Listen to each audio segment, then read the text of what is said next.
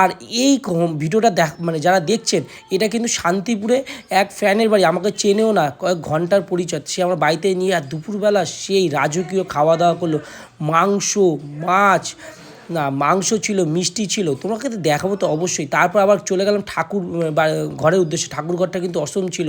আর শান্তিপুরের রাস যেহেতু হয়, গোপাল ছিল, অনেক ঠাকুর ছিল।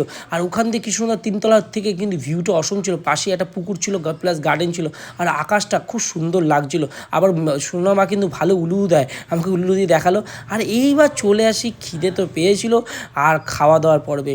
আর শাক, ভাত, ডাল, ঝুড়ঝুড়ে আলু ভাজা, আর মাংস। অনেক দিন পর মায়ের হাতের মতো মাংস খেলাম রান্না।